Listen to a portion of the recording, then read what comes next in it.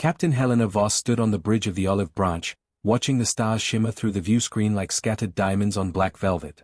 Her hands rested gently on the command rail, steady and confident. Behind her, the bridge crew worked quietly, their movements practiced and calm. This was supposed to be a routine mission, a diplomatic gesture to show the galaxy that humanity came in peace. Approaching the contested void boundary in 15 minutes, Captain, announced Lieutenant Marcus Oren from the navigation station. His voice carried the slight accent of the Mars colonies, clipped and efficient. Helena nodded, her dark eyes scanning the star charts displayed before her. The contested void wasn't truly contested anymore, not since the Coalition had established patrol routes through it decades ago. But the name stuck, a reminder of old wars and older grudges between alien empires that humanity had only recently learned about. Keep our transponder broadcasting on all frequencies, Helena ordered. I want everyone within 3 systems to know we're here on peaceful business. Behind her, Ambassador Rhys Donovan approached, his diplomatic robes rustling softly. He was young for an ambassador, barely 40, with idealistic eyes that still believed the galaxy could be unified through conversation and understanding. Helena admired that about him, even if she thought him naive. Captain Voss, I've been reviewing the cultural exchange materials, Rhys said, excitement brightening his features. The Coalition representatives will be fascinated by our music archives. Did you know some of them have never heard acoustic instruments before? Helena offered a small smile. I didn't, Ambassador. Let's hope they appreciate our offerings. They will, Rhys insisted. This is the beginning of something beautiful, Helena. Real cooperation between species. No more suspicion, no more fear. The console beside Helena chirped softly. She glanced down to see an incoming transmission request. We're being hailed, she announced. Coalition patrol vessel, bearing 327. Right on schedule, Rhys beamed. They're probably just verifying our credentials. Helena opened the channel. The view screen flickered, and an alien face appeared. The being had scaled skin the color of dried clay, with 4 eyes arranged vertically along its narrow skull. Its mouth parts clicked softly as it spoke through the translation matrix. Human vessel Olive Branch, the alien said, its translated voice flat and emotionless. This is Overseer Quam of the Coalition Authority. You are ordered to cut engines and prepare for inspection. Helena felt something cold touch her spine. Inspection wasn't part of the agreed protocol. Overseer Quam, our diplomatic credentials were approved by the Coalition Council 3 weeks ago. We're expected at the neutral zone station. Quam's 4 eyes blinked in sequence, creating an unsettling ripple effect. Protocols have changed. Cut your engines immediately, or we will disable them for you. Rhys stepped forward, his diplomatic smile firmly in place. Overseer, I'm Ambassador Donovan. There must be some misunderstanding. We're on a peace mission, carrying gifts and cultural materials.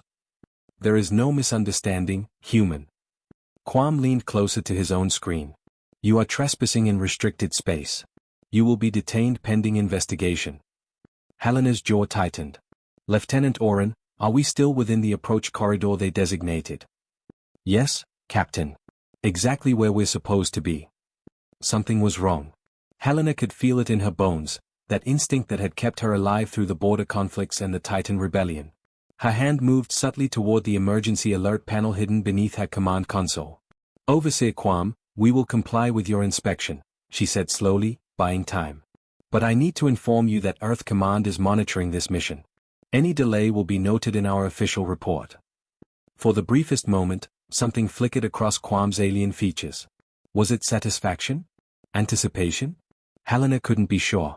Your compliance is noted, Quam replied. Stand by for boarding. The screen went dark.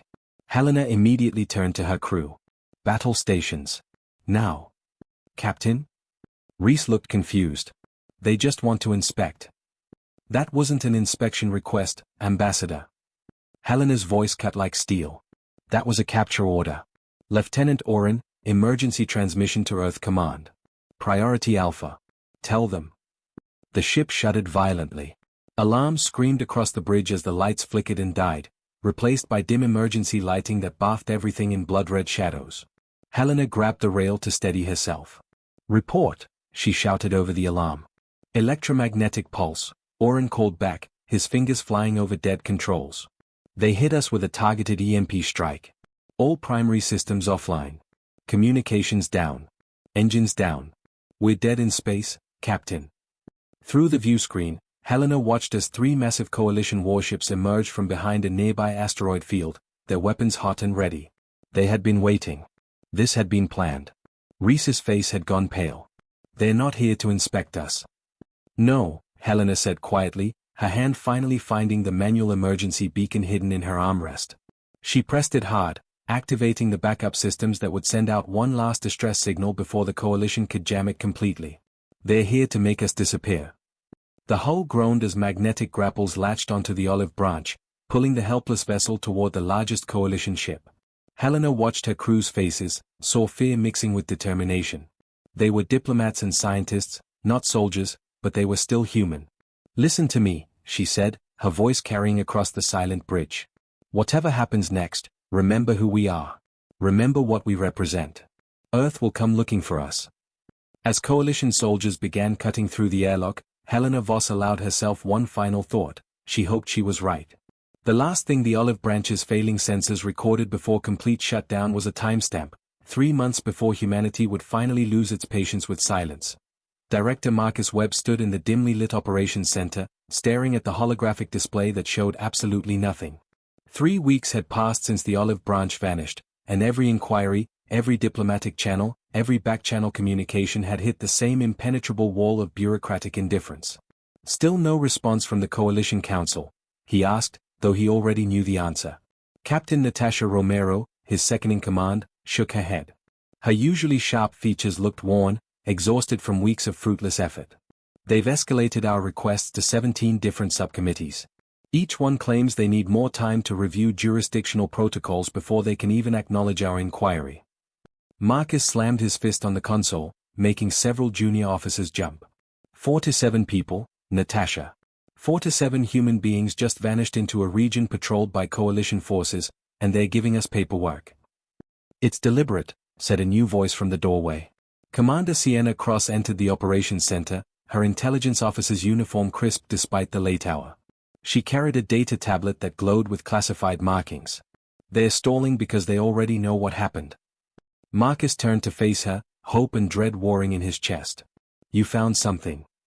Sienna's expression was grim.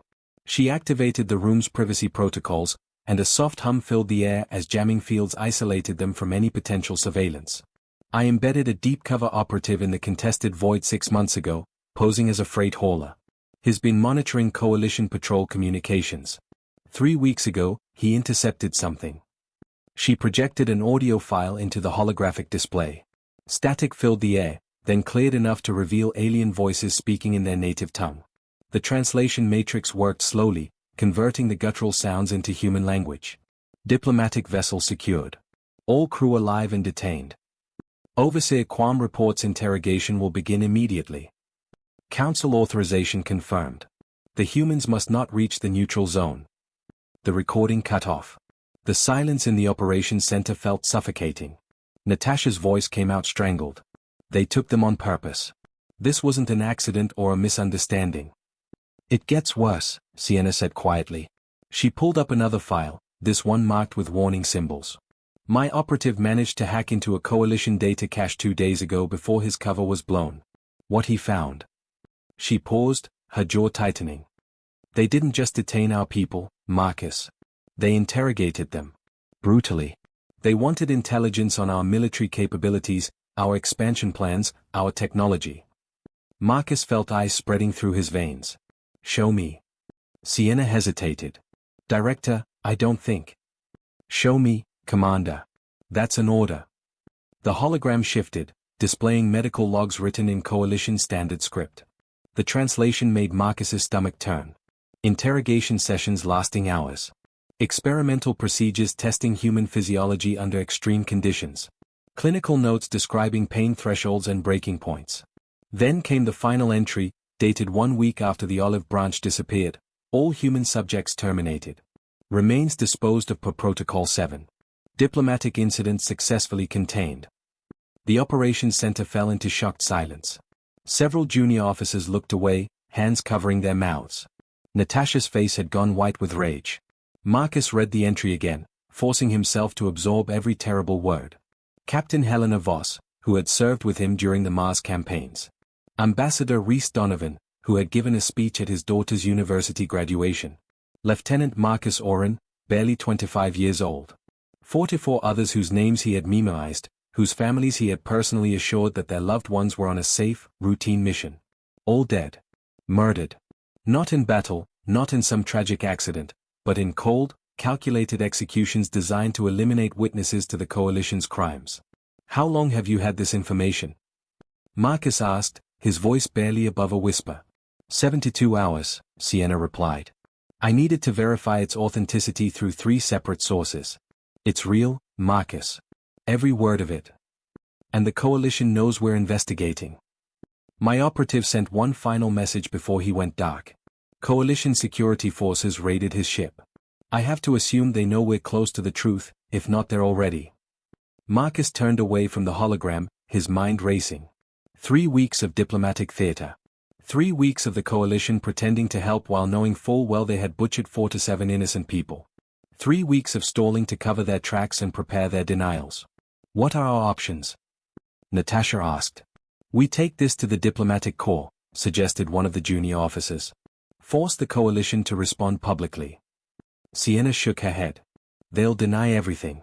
Without the physical evidence, the bodies, the ship, the detention records, it becomes our word against theirs. And the coalition has been playing galactic politics for 10,000 years. They'll tie us up in hearings and investigations for decades. Then we go to the galactic media, Natasha countered. Make it impossible for them to ignore. And reveal our intelligence capabilities. Sienna raised an eyebrow. The moment we show how we got this information, every coalition world will purge their systems.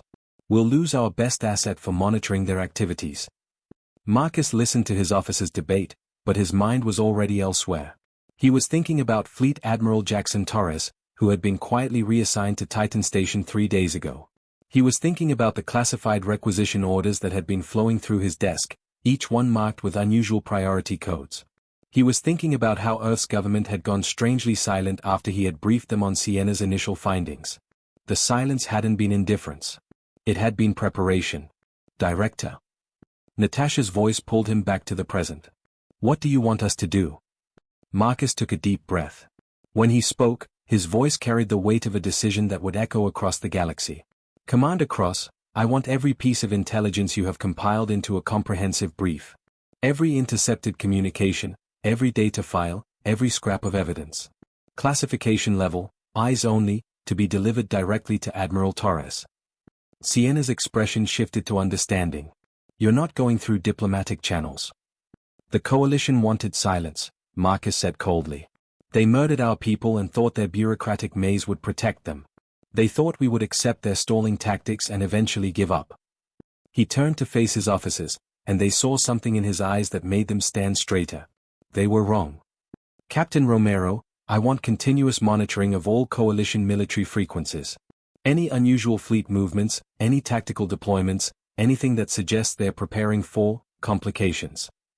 Yes, sir, Natasha replied, already moving to her station. Marcus pulled up a secure communication channel, inputting a code that only 5 people in Earth's government knew. The screen remained blank, but he knew his message was being received at Titan Station, 900 million kilometers away. Director Webb to Admiral Torres, he said clearly. Intelligence package incoming. Authorization, Broken Olive.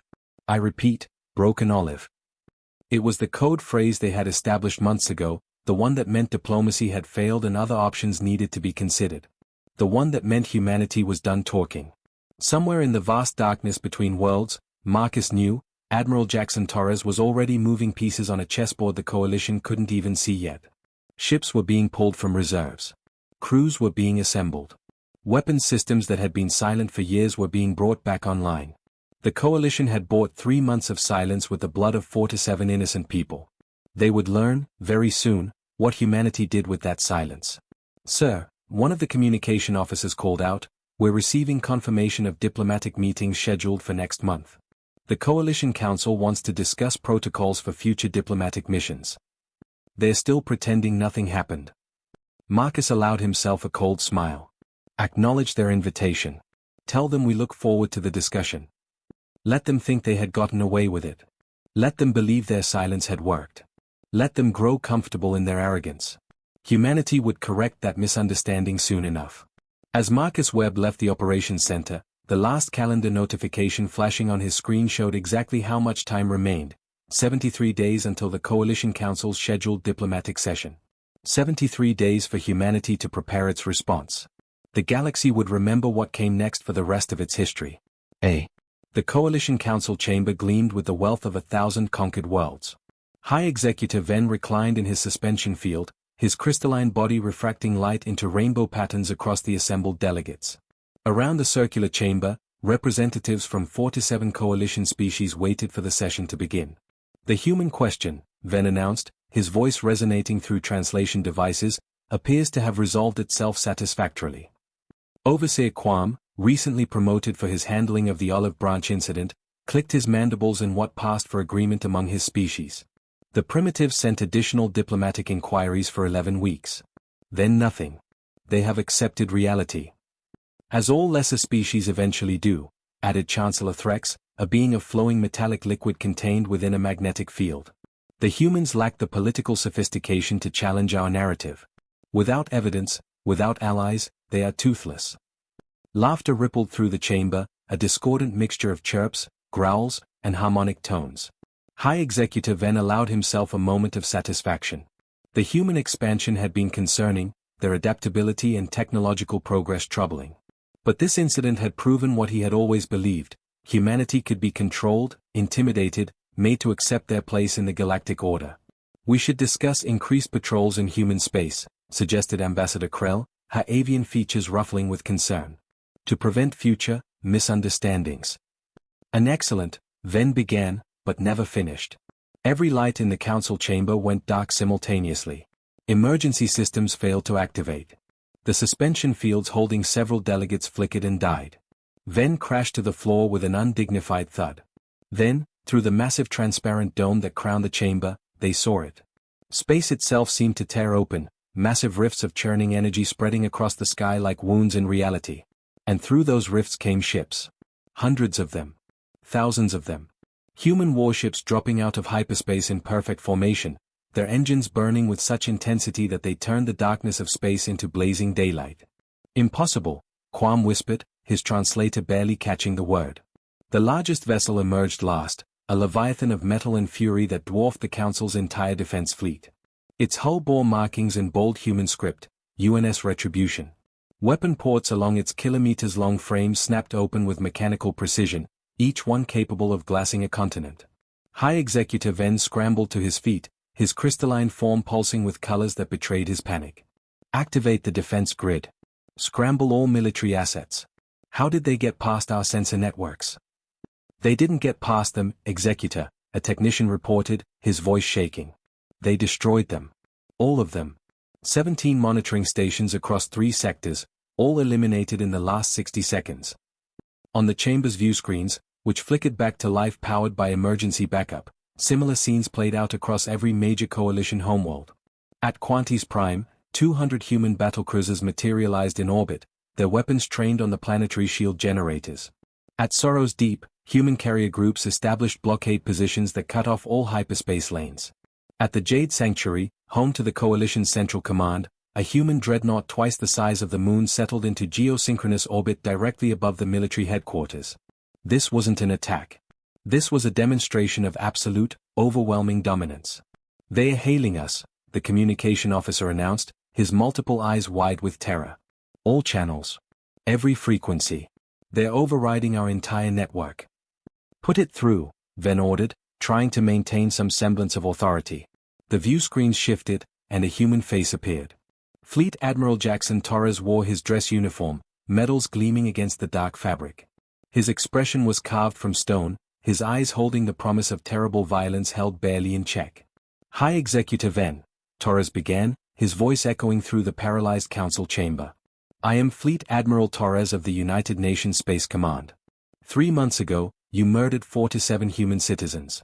You tortured them. You experimented on them. And then you lied about it."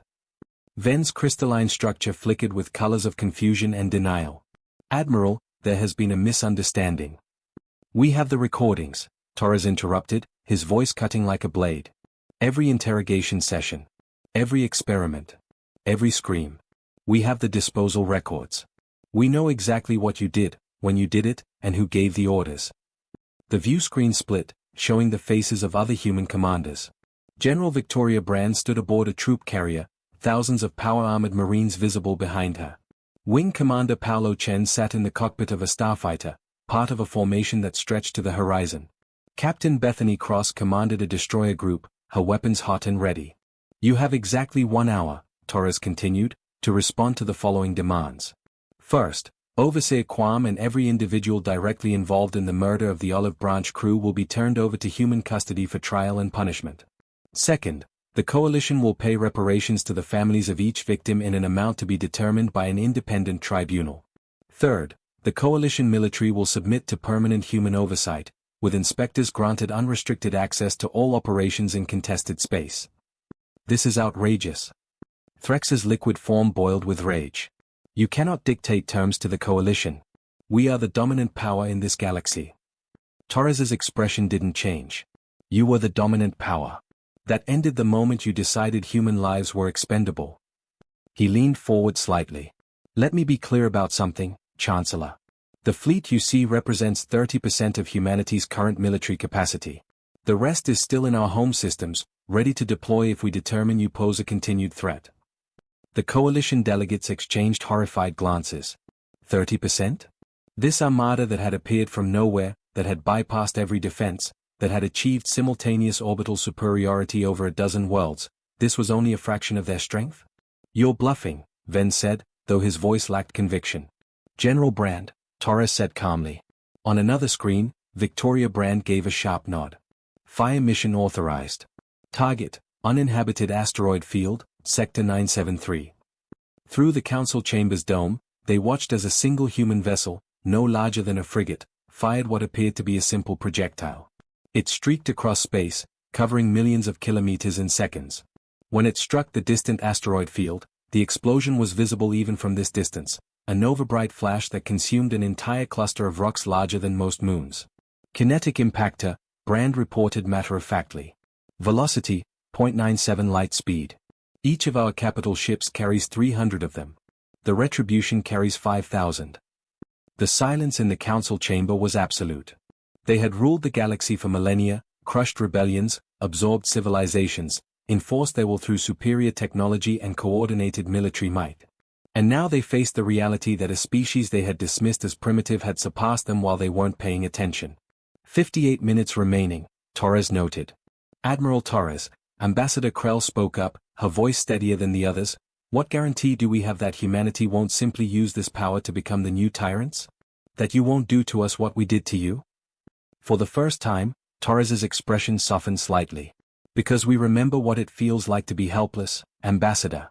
We remember sending diplomatic envoys in good faith, only to have them murdered and discarded. We remember the silence that followed, the lies, the contempt. His voice hardened again. We will not become you. But we will ensure you never do this to anyone else. High Executive N's crystalline form had lost all its vibrant colors, fading to a dull gray. He looked around the chamber at his fellow coalition leaders, seeing fear and calculation in every alien face. They could fight. Their combined fleet still numbered in the tens of thousands. But they would lose, not might lose, would lose, and lose catastrophically. The Coalition Council requires time to deliberate, Ven began. No, Torres cut him off. You've had 3 months. We gave you every opportunity to do the right thing.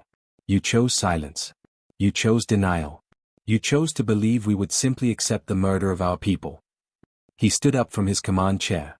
You have 55 minutes to accept our terms or reject them. If you reject them, we will implement them by force.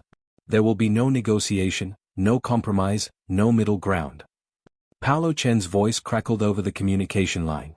Admiral, we have hostile fighter formations launching from the northern continent. Roll.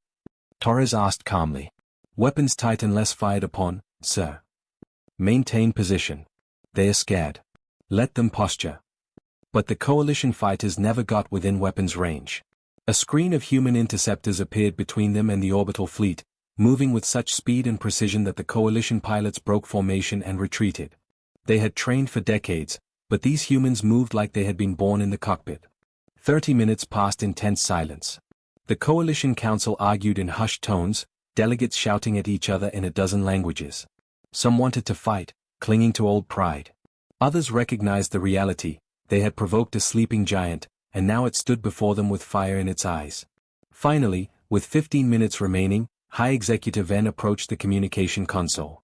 "Admiral Torres," he said, each word seeming to cost him physically, "the Coalition Council accepts your terms. Overseer Quam and his subordinates will be remanded to your custody. Reparations will be paid. Oversight will be granted." Torres nodded once. "A wise decision, Executor. You will receive detailed protocols within the hour. Human inspection teams will arrive at Coalition military facilities within 3 standard days. Any resistance will be considered an act of war." "And the fleet?" Ven asked quietly. "When will you withdraw?" Torres's smile was cold. "The fleet will remain on station at all Coalition worlds until we are satisfied that compliance is genuine and complete. That could be months. That could be years. The timeline is entirely dependent on your cooperation." He stood, and every human commander visible on the screen stood with him. It was a synchronized display of unity and power that sent chills through every delegate in the chamber. "One final thing," Torres added. "We are establishing a memorial station in the contested void, at the exact coordinates where the Olive Branch was captured. It will honor Captain Helena Voss and her crew. It will serve as a reminder, to us and to you, of what happens when innocent people are harmed and justice is denied." The transmission ended. Through the dome, the massive human fleet held its position, engines glowing like a constellation of angry stars. General Victoria Brand stood on the bridge of her assault carrier, watching soldiers prepare for possible ground deployment. She thought about the intelligence reports, about the torture logs, about Captain Voss's last recorded words: "Earth will come looking for us." She had been right. Wing Commander Paolo Chen guided his fighter through a patrol pattern, his instruments showing thousands of Coalition vessels holding at standoff range, afraid to engage. He thought about Ambassador Donovan's speeches about peace and cooperation, about how that idealism had been answered with murder. Peace required 2 willing parties. Humanity had tried. Now they were teaching a different lesson. Aboard the Retribution, Admiral Torres walked to the memorial wall in his ready room. 4 to 7 names were engraved there, names he had memorized, faces he saw in his dreams. Behind him, displayed on the wall view screen, Earth hung like a blue jewel in the darkness.